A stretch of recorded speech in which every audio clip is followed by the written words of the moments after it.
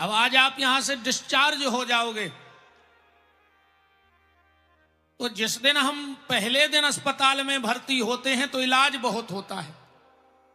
ये जांच कराओ, वो जांच कराओ, ये गोली लाओ, ये बाटल लाओ, इंजेक्शन लाओ।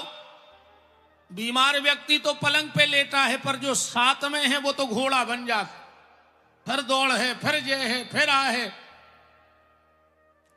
पर धीरे धीरे जब अस्पताल में भर्ती होते हो तो इलाज कम होता जाता है, और जब ठीक हो जाते हो, जिस दिन छुट्टी होनी होती है तो डॉक्टर बुलाता है और कहते भैया बिल्कुल तुम ठीक हो, तुम बिल्कुल ठीक हो, पर एक बात तो है। डॉक्टर कहे, बोले का? बोले अब एक गोली तुम्हें परमानेंट बंध गई।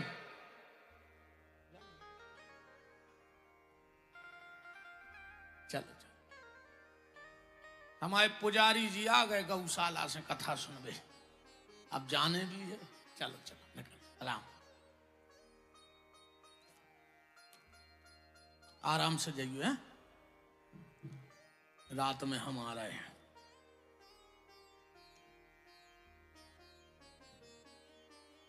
तो डॉक्टर कहता है, डॉक्टर कहता है, डॉक्टर कहता है कि तुम्हारी छुट्टी हो रही है, अब ये सब दवाई बंद, पर एक गोली तुम्हें परमानेंट बंद गई। अब बात तो लेते ही रहियो, बाप कब उन्हें छूट है, आज छोड़ दो तो मार जाओ। ऐसा ही हम तुम्हारी छुट्टी कर रहे हैं, अब तुम्हारा पूरा इलाज बंद, पर एक गोली तुम्हें परमानेंट बंद गई आखिरी सांस तक, और वो गोली को नाम है राम नाम की गोली। जब आखिरी सांस तक लेते रहियो, ना मार जाओ। ये गोली तुम्हें आखिरी सांस तक लेनी है, अब इसको बंद नहीं करना है। और वो गोली क्या है? भगवान का नाम, इसे लेते रहना,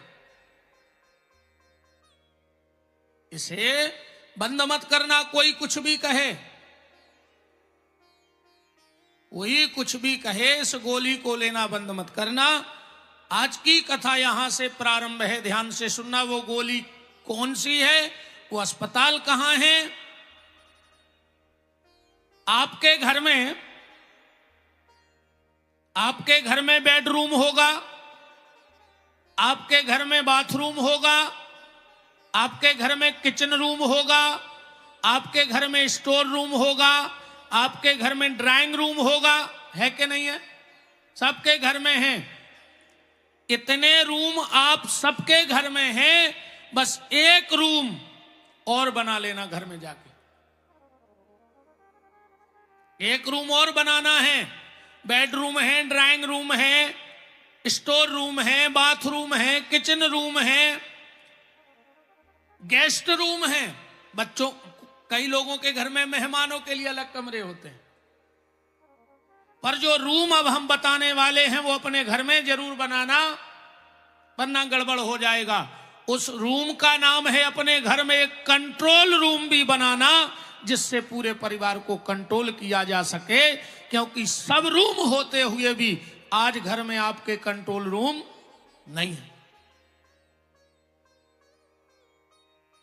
और कंट्रोल रूम नहीं होगा तो पूरे रूम बेकार।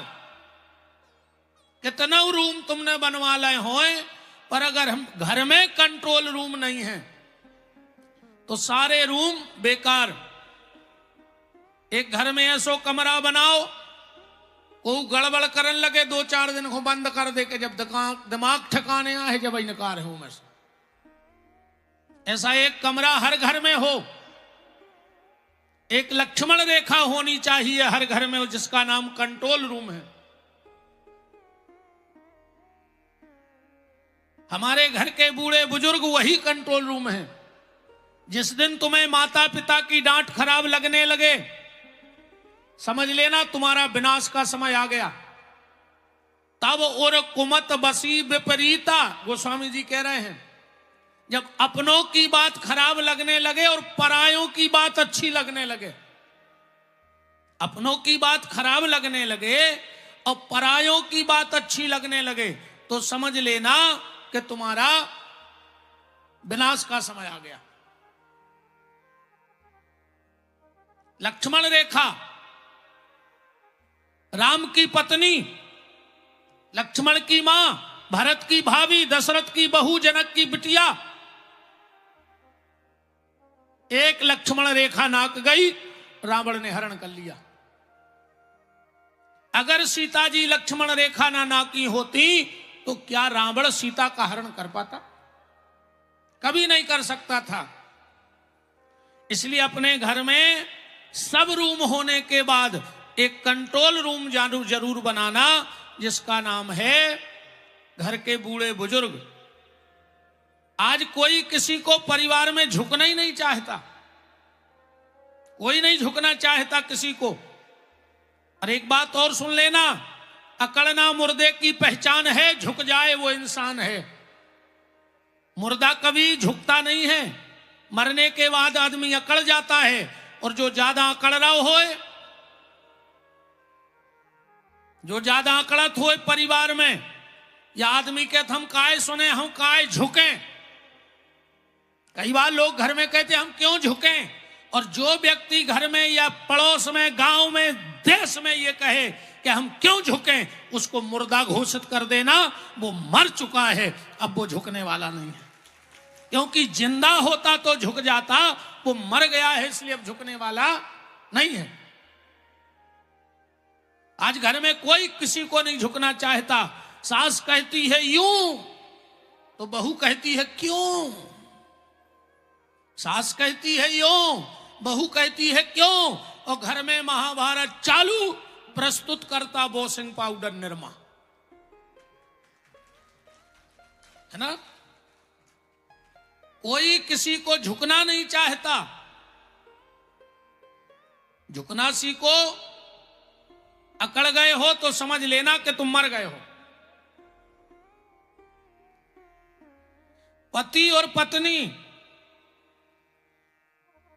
आज की हालत क्या है, पति कहता है तुम चंद्रमुखी, मैं सूर्यमुखी, तुम भी दुखी और हम भी दुखी, है ना। पति पत्नी से कहता है तू चंद्रमुखी, मैं सूर्यमुखी, तू भी दुखी और मैं भी दुखी, चलो छत से कूद जाए, हम भी सुखी और तुम भी सुखी, है ना। झुकना सीखो। भगवान से एक प्रार्थना करना, भगवान से एक प्रार्थना करना, ठाकुर जी रूखी रोटी देना, पेट भर लेंगे। रूखी रोटी देना, पेट भर लेंगे, पर परिवार के साथ बैठकर खाने का मौका दे देना। रूखी रोटी दे देना, पर परिवार के साथ बैठकर खाने का मौका दे देना। कई बार भोग तो 56 होते हैं, पर परिवार नहीं होता है। अब परिवार अगर हो तो रूखी रोटी में स्वाद है, और अपने ना हो तो 56 भोग भी बेकार है। माता पिता को टाइम दो, थोड़ा सा टाइम सुबह माता पिता को दो, थोड़ा सा टाइम शाम को दो। पर आजकल माता पिता की जा हालत है, एक नाती अपनी दादी के लगांगा, बोले दादी, ए दादी तुम कबे मर हो। नाती बोलो दादी तुम कबे मर हो। दादी बोली बेटा हमारे मरे से तुम्हें का फायदा। भाई मान के चलो हम मर भी जाएं तो तुम्हें का फायदा। बेटा जा तुमने काय पूछी। नाती बोलो कि दादी हमें फायदा नहीं है, पर हमारी मम्मी को फायदा है। बोले हमारे मरे से तुम्हारी मम्मी को का फायदा। बोले रात में मम्मी पापा से कह रही थी कि अगर मम्मी मर गए हैं सास, तो उनको कमरा अपन 5,000 रुपया महीना के किराए से दे दे भी, तो 5,000 रुपया की आय बढ़ जाए। ये हालत सब परिवारों की है। प्रेम रखो, दो काम एक साथ करना। कभी कभी परिवार के लोग बैठ के एक साथ भोजन करना, कभी कभी परिवार वाले एक साथ बैठ के भोजन करना, और कभी कभी परिवार वाले एक साथ बैठ के भगवान का भजन करना। जहां भोजन और भजन एक साथ होता है वो परिवार टूटते नहीं हैं। आज भोजन भी अलग है और भगवान को भजन भी अलग है। हमने खाली भगवान के मंदिर जाना धर्म समझ लिया, हमने खाली रामायण पढ़ना धर्म समझ लिया, हमने गंगा जी गोवर्धन गिरिराज जाना धर्म समझ लिया, जबकि धर्म की परिभाषा कुछ और है। हमने रामायण पढ़ना तो चालू किया पर संस्कारों को पोटली में बांध के रख दिया। आज गीता कपड़ा में लपटी घरे धरी, रामायण घरे धरी है सबके, पर कहां कुटरिया में बंदी है, गांठ लगा दई, अपने काम की नहीं आवा।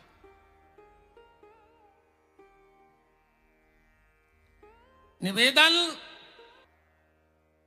एक बात बहुत ध्यान से समझना प्यारे। राम जी से किसी ने पूछा कि तुम्हारी शादी के बाद इतने कष्ट क्यों आए? राम जी ने कहा मुझसे एक विधि का विधान पलट गया। बोले क्या?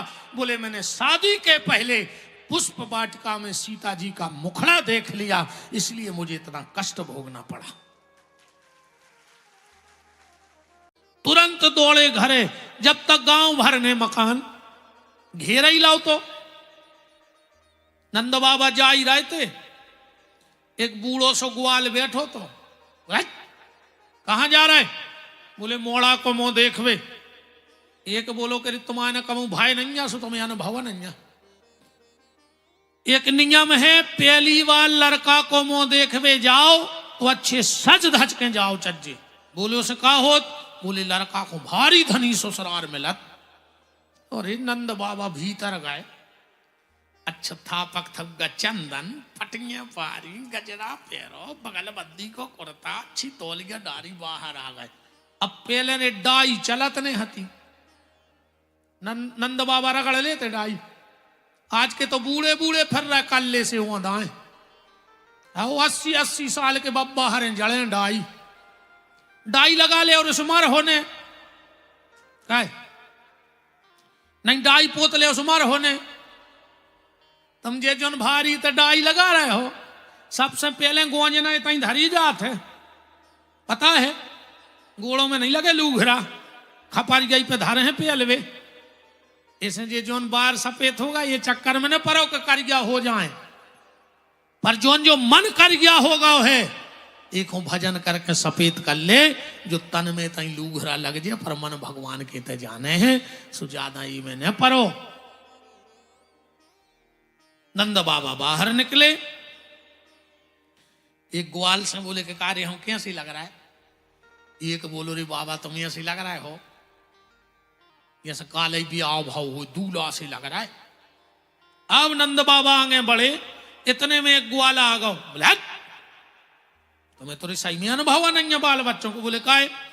बोले नियम है, पहली बार लड़का को मुंह देखवे जाओ तो तना मटक मटक में जाओ चज्जे। बोले उसे कहा होत? बोले लड़का के बर देखा जल्दी आओ। तेरे 85 साल को डोकरा।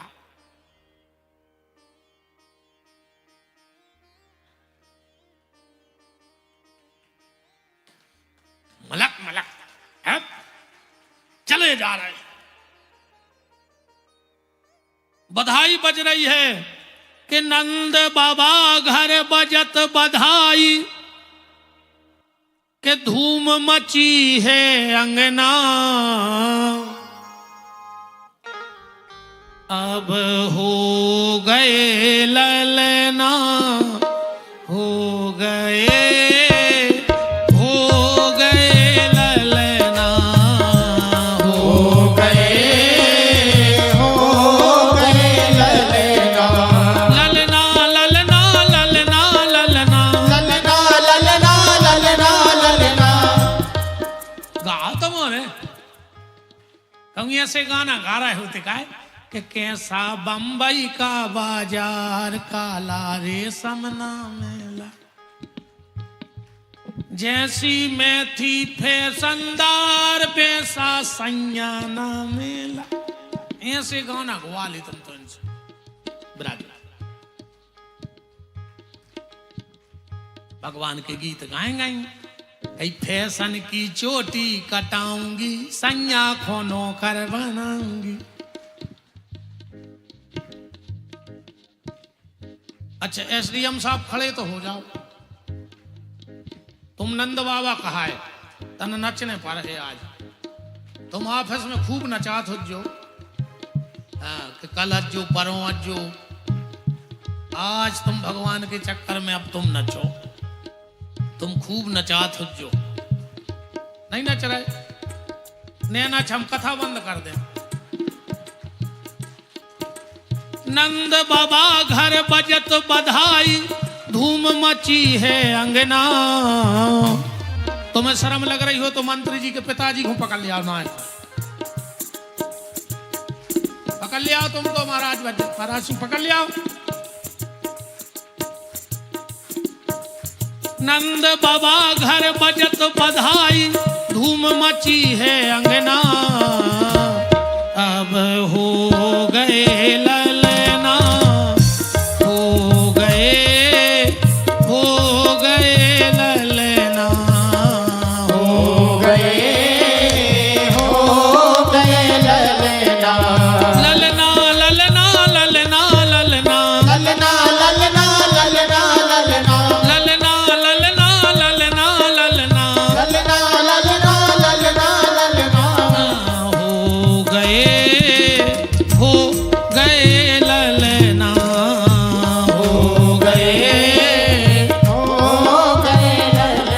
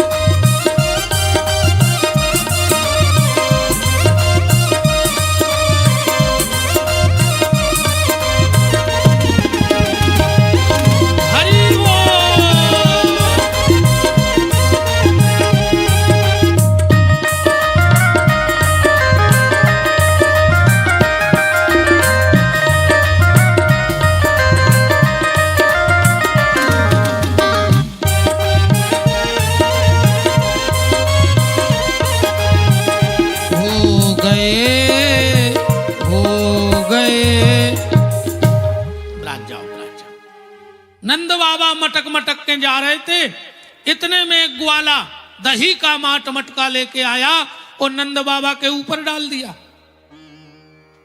नंद बाबा बोले दारी के सम्माटी कर दो, इतनो श्रृंगार करो हमने।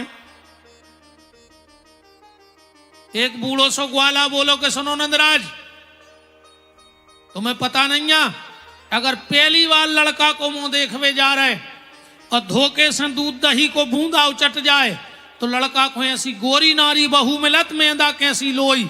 नंद बाबा बोले तो एक काम करो, जितो हमारे घरे धरो सब हमारी मूड पे उठारो। बोले काय? बोले लड़का है बहू गोरी मिले। जितना दूध दही नंद बाबा के घर में रखा था ऊपर डाल दिया। नंद का घर नहीं क्षीर सागर बन गया, कीच मच गई। राम राज्य में दूध मलाई और कृष्ण राज्य में घी और आज के राज्य में चाय की प्याली, सो फूंक फूंक के पी। अच्छा कौन ने तोरे वे गिलास चला दा पंचायत कैसे टैंकर जे बड़ी। अब भाई फैशन में जे बड़े गिलास आए उम्मीदती सी तो चाय दे छोड़ने पर आता ना आदमी के दे हाथ ही आए चाट के पी गाओ। ऐसे हमने चाय छोड़ दी तब आए जाओ।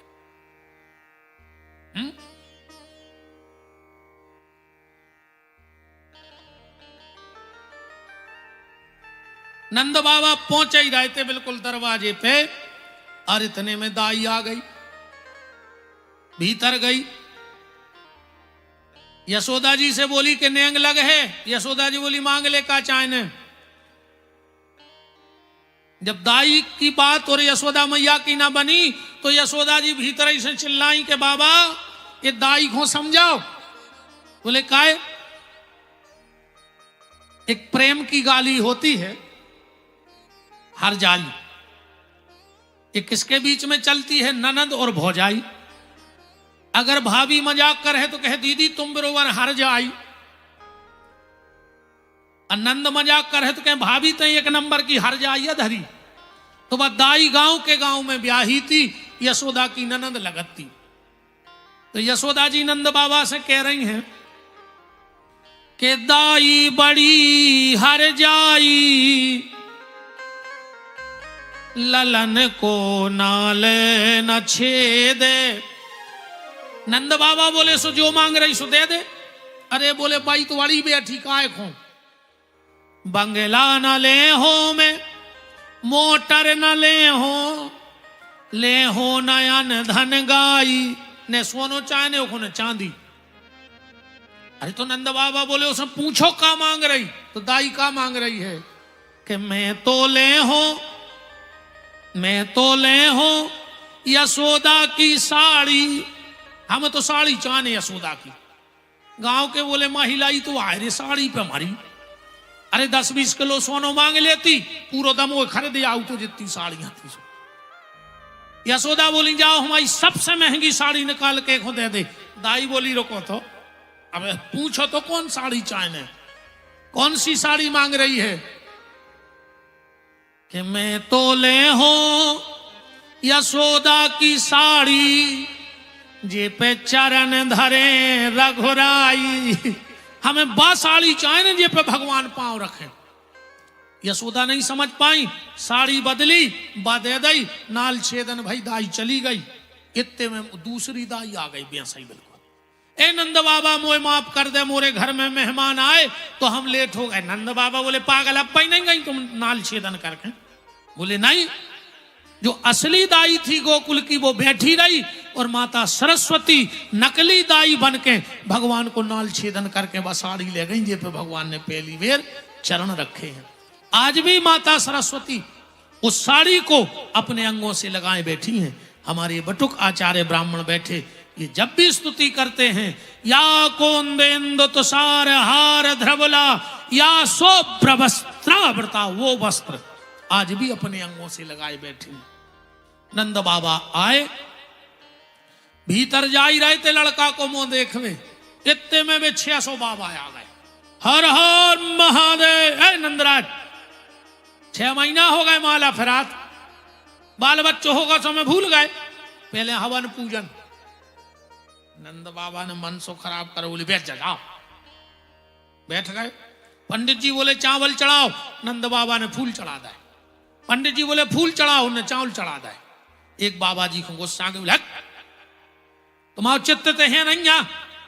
नंद बाबा बोले सही में नहीं सो कहाँ है? बोले मोड़ा में धरो भीतर।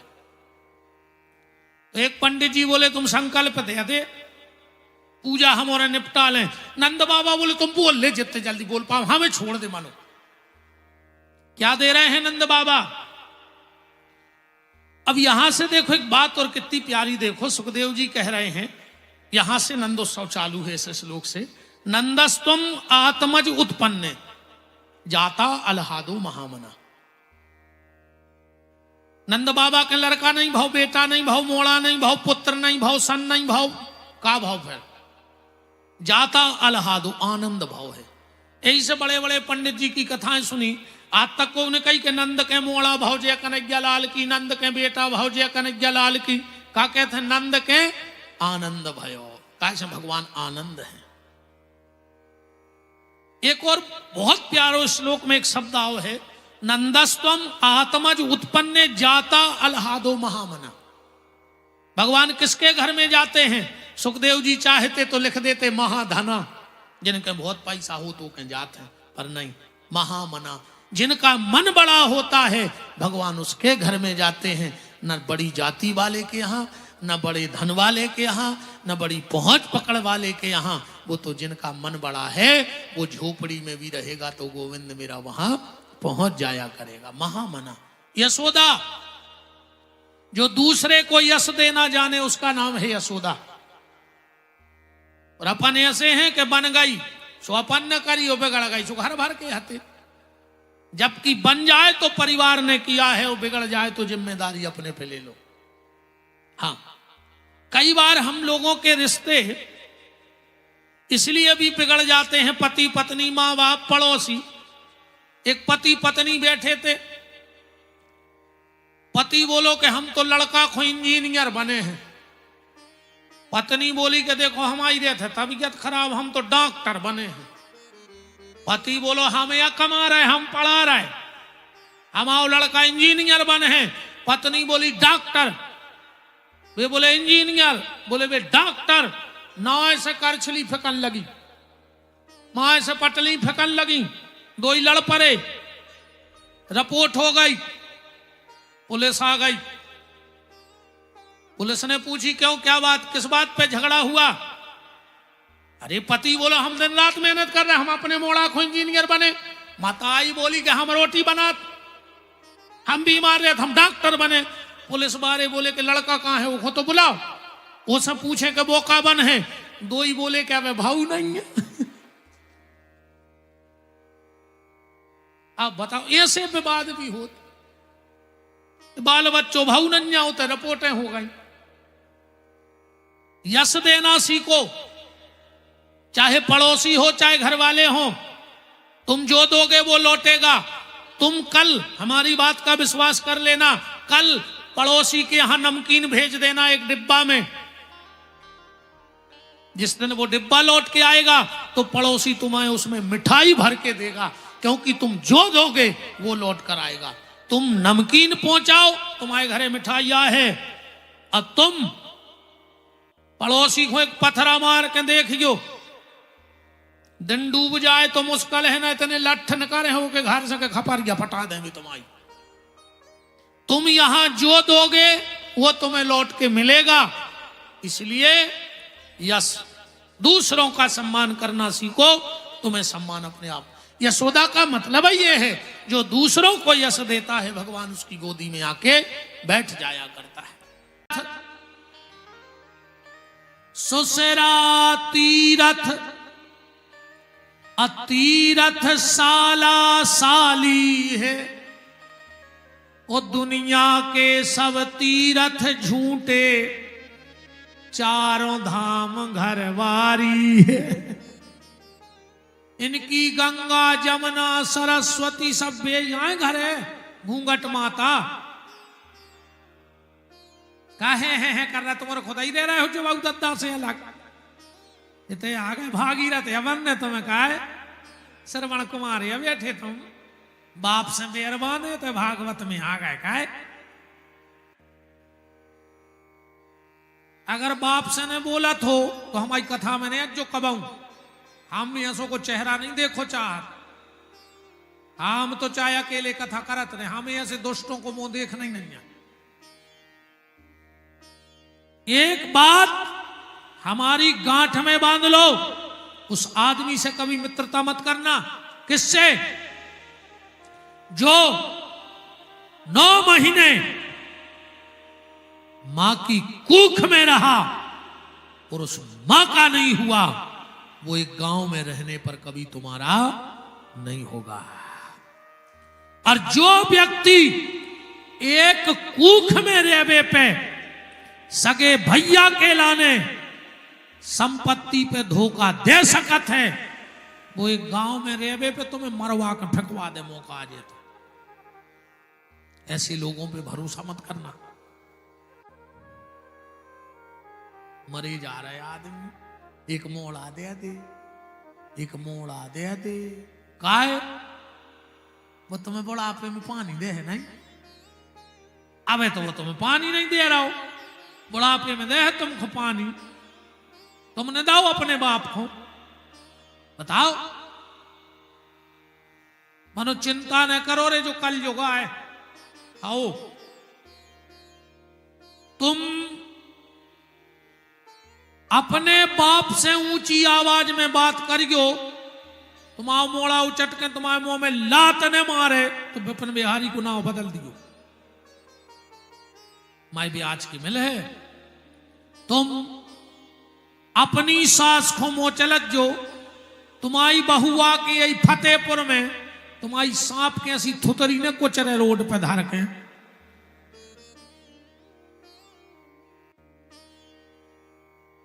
हम जहर से लग रहा है क्या?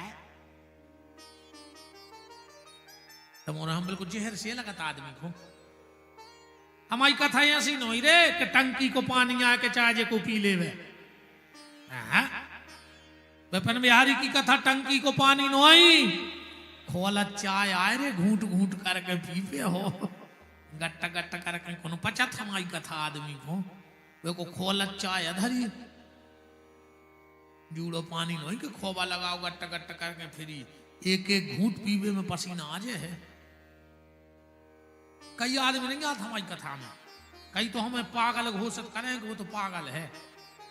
हाँ हम पागल हैं, बिल्कुल पागल हैं। बात सिर्फ इतनी है, हम तुम्हारे दुख मिटा नहीं सकते।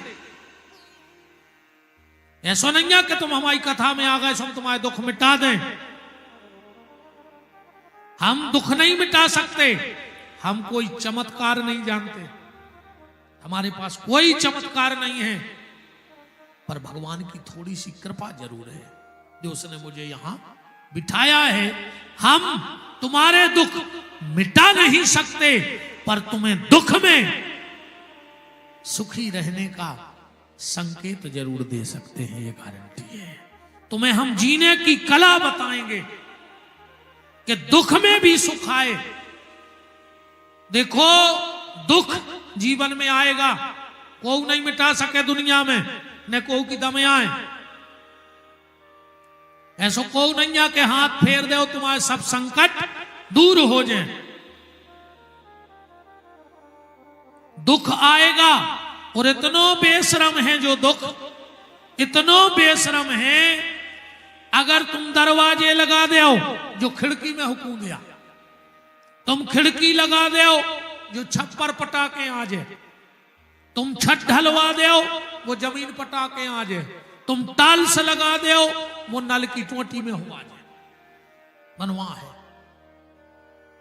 दुख जीवन में आएगा, पर किसी किसी को दुख निपटा देता है, किसी किसी को दुख निपटा देता है, से निपट लेता है। तुम्हें दुख से निपटना है, तुम्हें दुख निपटाएगा नहीं। हाँ, जो भजन करता है वो दुख से निपट लेता है, और जो भजन नहीं करता है उसे दुख निपटा देता है। प्यारे,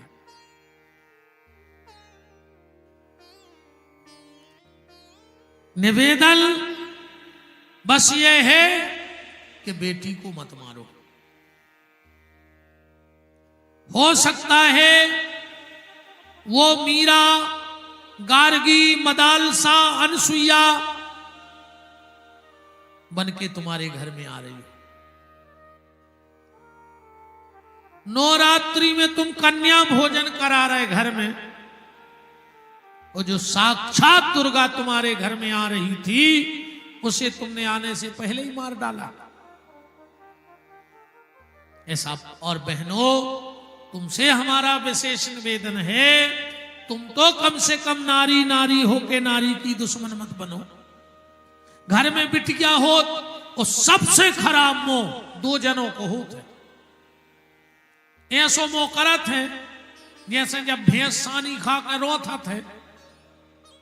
गौर से देख लो, ऐसो मोह घर में दो जनों को हो जाए, बिल्कुल भैंसों खाए। कौन को? सबसे पहले सास को। कई का भाव, कई लड़की मोड़ी भाई, इतना खराब मोह करत है सास। और दूसरी फुआ, इनको भर नहीं पुसात बिटिया घर में। बेटी लड़का भाग्य से होता है, पर बिटिया सौभाग्य से होती है। सबके घर में बेटियां नहीं होती, सबके यहां बेटियां नहीं होती। बेटियां तो उनके यहां होती हैं जिन पे मेरी राधा रानी की विशेष कृपा हो जाया करती है। मेरे बांके बिहारी की विशेष कृपा जिनके घर में होती है, उनके घर में बेटियां होती हैं। बेटियां सबके नसीब में नहीं है। सब बिटियों के नसीब में बाप है, सब बिटियों के नसीब में बाप है, पर हर बाप के नसीब में बिटिया नहीं है।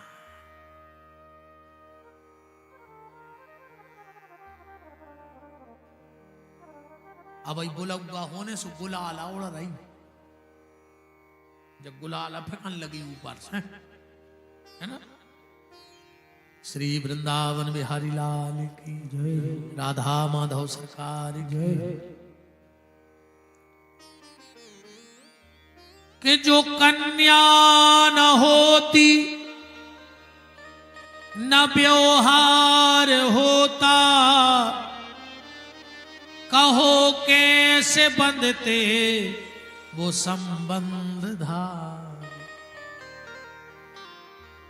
संसार के जितने रिश्ते हैं वो बेटी से हैं। मामा, मां नहीं होती तो मामा होते, मौसा मौसी नहीं होती तो काय के मौसा, फूफा बुआ ना होती तो काय के फूफा, जीजा दीदी ना होती तो काय के जीजा, है ना। अरे ये सब तो छोड़ो कि नाराम होते न बलराम होते, यशोदा का प्यारा दुलारा न होता। जो कन्या न होती न संसार होता, कहो कैसे बंधते वो संबंध धागे। इसलिए निवेदन हाथ जोड़ करके है कि बेटी को मत मारो।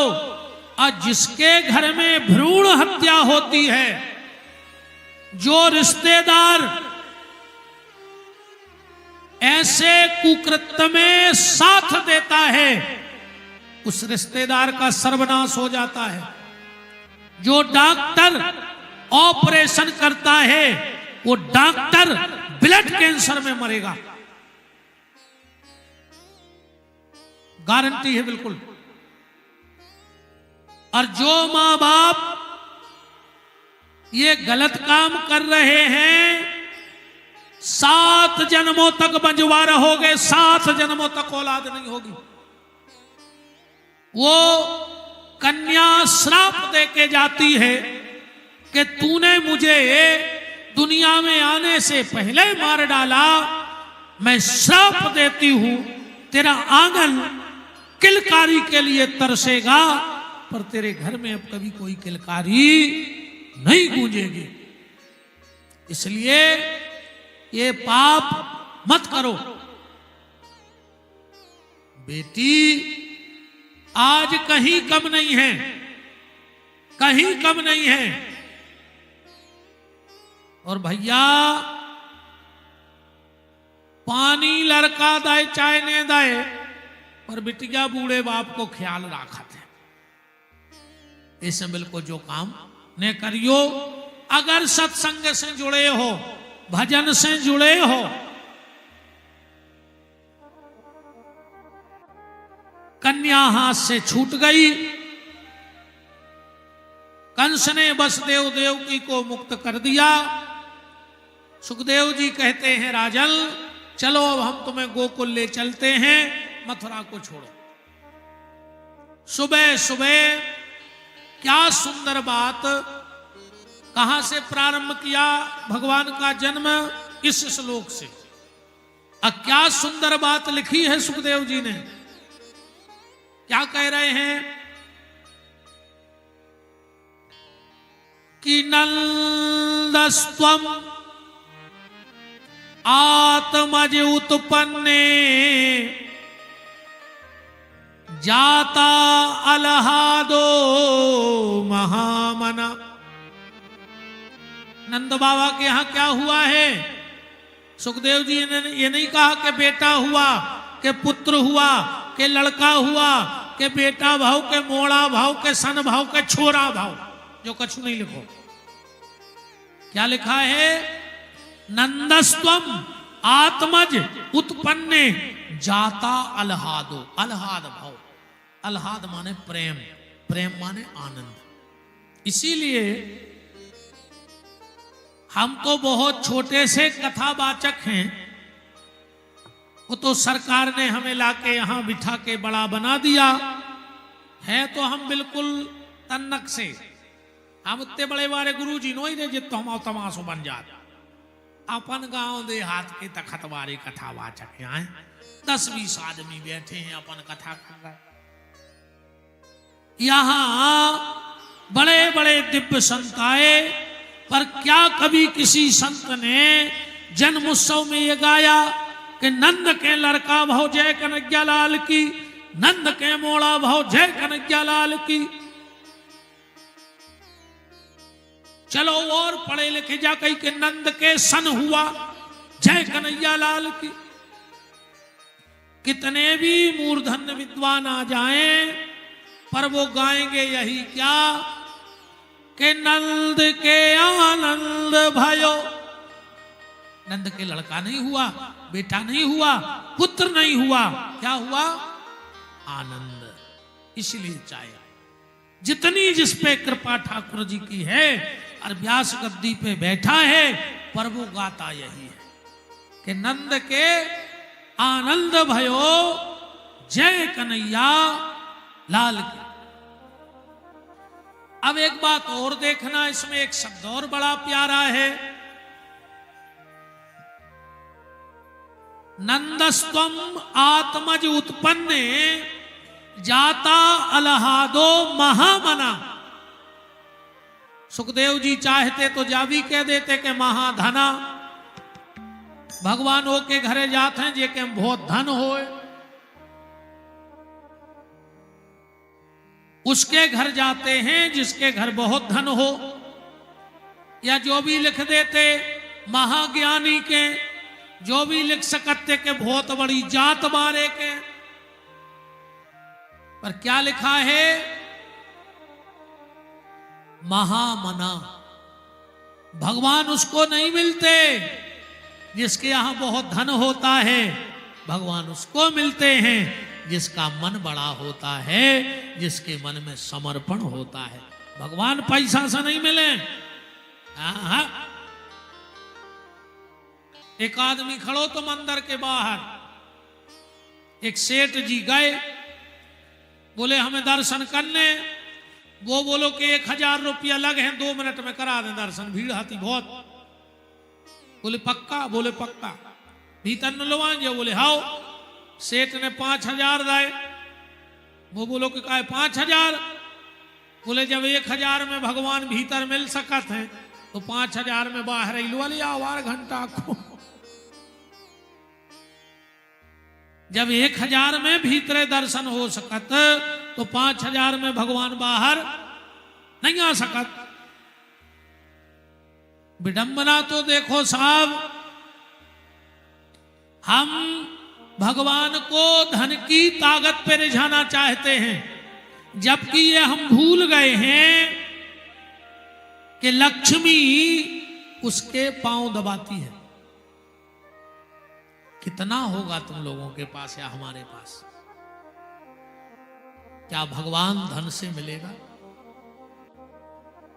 हम भगवान को बुद्धि से रिझाना चाहते हैं, जबकि सबको पता है कि दुनिया में सबसे बड़े बुद्धिमान हनुमान जी हैं, और वो भी वहां चौकीदारी में लगे हैं। तो जिसने चौकीदार दुनिया के सबसे बुद्धिमान को बनाया हो, वो मालिक कितना माइंडेड नहीं होगा।